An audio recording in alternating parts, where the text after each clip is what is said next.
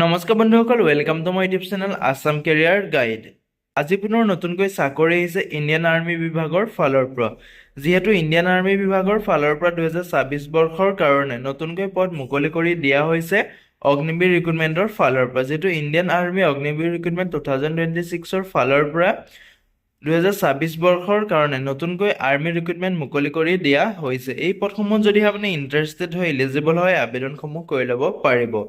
আবেদন কেনেদৰে কৰিব, আবেদন কৰিবলৈ আপোনালোকৰ বয়সৰ সময়সীমা কিমান দিয়া আছে, এডুকেশ্যন কোৱালিফিকেশ্যন কিমান লাগিব, লগতে আপোনালোকৰ চিলেকশ্যন প্ৰচিডিউৰটো কেনেধৰণৰ হ'ব, সম্পূৰ্ণ তথ্য এই ভিডিঅ'টোত আলোচনা কৰিম। চ' ভিডিঅ'টো শেষলৈকে চাব, অলপ স্কিপ নকৰাকৈ।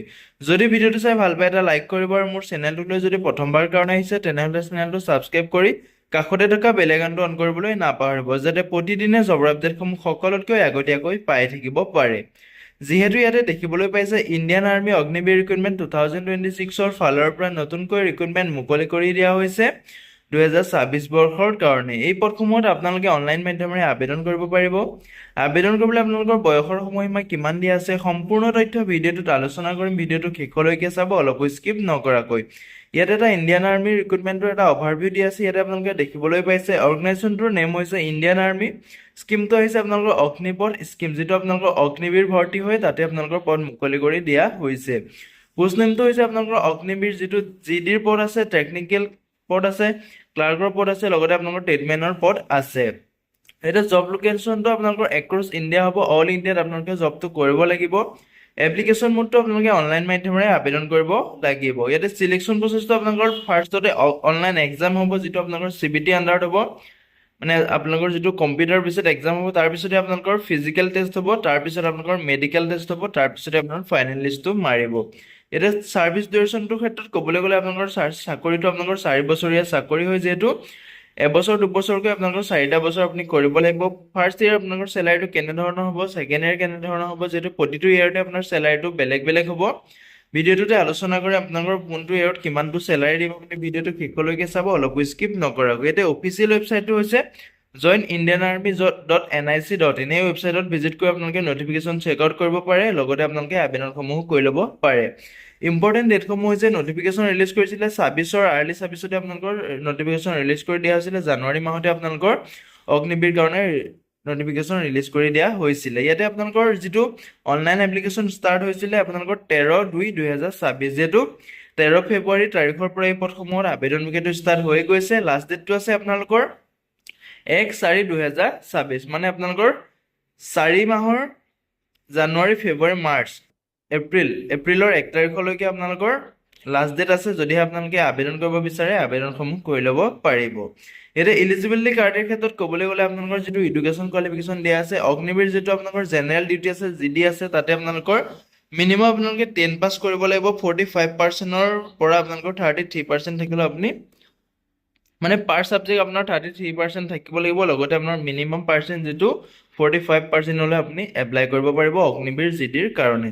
অগ্নিবীৰ যিটো টেকনিকেল আছে তাতে আপোনালোকৰ 12 পাছ কৰিব লাগিব। লগতে ফিজিক্স, কেমেষ্ট্ৰি, মেথমেটিক্স আপোনালোকৰ থাকিব লাগিব। লগতে আপুনি ইংলিছত আপুনি মিনিমাম 50% পাব লাগিব, তেতিয়া আপুনি অগ্নিবীৰ টেকনিকেলটোত আপুনি আবেদন কৰিব পাৰিব।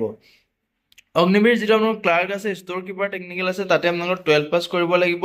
যিকোনো ডিপাৰ্টমেণ্টৰ পৰা, আৰ্টছ, ছায়েন্স, কমাৰ্চ, যিকোনো ডিপাৰ্টমেণ্টৰ পৰা আপুনি 12 পাছ কৰিব লাগিব। লগতে আপুনি 60%, মানে আপোনাৰ ফাৰ্ষ্ট ডিভিজন থাকিব লাগিব, আৰু প্ৰতিটো ছাবজেক্টতে আপোনাৰ 50%কৈ মাৰ্ক থাকিব লাগিব, তেতিয়াহে আপুনি অগ্নিবীৰ যিটো ক্লাৰ্ক আছে, ষ্ট'ৰ কিপাৰ আছে টেকনিকেলৰ, তাত আপুনি আবেদন কৰিব পাৰিব। অগ্নিবীৰ যিটো আপোনালোকৰ টেষ্টমেন আছে, তাতে আপোনালোকৰ 10 পাছৰ কাৰণে যিহেতু টেষ্টমেনৰ পদ আছে, 10 পাছৰ কাৰণে আপোনালোকে পাৰ ছাবজেক্ট 33%কৈ থাকিব লাগিব, তেতিয়া আবেদন কৰিব পাৰিব। লগতে অগ্নিবীৰ যিটো ট্ৰেডমেন 8 পাছৰ আছে, তাতে আপোনাৰ মিনিমাম 8 পাছটো কৰিলে আপুনি এই পদটোত আবেদন কৰিব পাৰিব। ইয়াতে আপোনালোকৰ বয়সৰ সময়সীমাটো দিয়া আছে। মিনিমাম বয়সটো আপোনালোকৰ 17 বছৰ 5 মাহ, মানে আপোনালোকৰ 17.5 বছৰ পৰা, মানে আপোনালোকৰ 17 বছৰ 6 মাহৰ পৰা 17.5 দিয়া আছে, মানে আপোনালোকৰ 17 বছৰ হৈ যদি 6 মাহ হৈছে তেতিয়া আবেদন কৰিব পাৰিব। লগতে আপোনাৰ মেক্সিমাম বয়সটো 21 বছৰ বয়সলৈকে আপুনি আবেদন কৰিব পাৰিব। লগতে আপুনি এজ ইলেকশ্যনসমূহ ল'ব পাৰিব।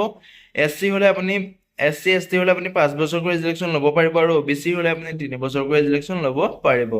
ফিজিকেল ষ্টেণ্ডাৰ্ডৰ টেষ্টৰ ক্ষেত্ৰত ক'বলৈ গ'লে আপোনালোকৰ যিটো মেল কেণ্ডিডেট হয় তেওঁলোকৰ কাৰণে হাইটটো আপোনালোকৰ 170 থাকিব লাগিব, লগতে আপোনালোকৰ চেষ্টটো 77 চেণ্টিমিটাৰ থাকিব লাগিব, আৰু আপোনাৰ 5 চেণ্টিমিটাৰ আপুনি ফুলাব পাৰিব লাগিব। লগতে আপোনালোকৰ 1.6 কিলোমিটাৰ ৰান হ'ব উইথিন যিটো আপোনালোকৰ লিমিট টাইম দিয়া থাকিব, লিমিট টাইমটোত আপোনালোকে 1.6 কিলোমিটাৰ কমপ্লিট কৰিব লাগিব। লগতে আপোনালোকৰ পুল আপছ থাকিব, কেটেগৰী ৰিকুৱাৰমেণ্ট আপোনালোকৰ পুল আপবিলাক বেলেগ বেলেগ হ'ব। আপোনাৰ যিটো পোষ্টৰ কাৰণে আপুনি কোৱালিফাই কৰে বা যিটো পোষ্টৰ কাৰণে আপুনি আবেদন কৰে, পুল আপখিনি আপোনালোকৰ বেলেগ বেলেগ হ'ব। যিটো আপোনালোকৰ ফিমেল কেণ্ডিডেটৰ কাৰণে হাইটটো আপোনালোকৰ 157 চেণ্টিমিটাৰ থাকিব লাগিব, লগতে আপোনালোকৰ 1.6 কিলোমিটাৰ ৰান কমপ্লিট কৰিব লাগিব। যিটো আপোনালোকৰ ষ্টেণ্ডাৰ্ড টাইমিং দিয়া থাকে, টাইমটোত আপোনালোকে 1.6 কিলোমিটাৰ মানে আপোনালোকে 1600 মিটাৰ কমপ্লিট কৰিব লাগিব। লগতে আপোনালোকৰ লং জাম্প আৰু হাই জাম্প কোৱালিফাই কৰিব লাগিব।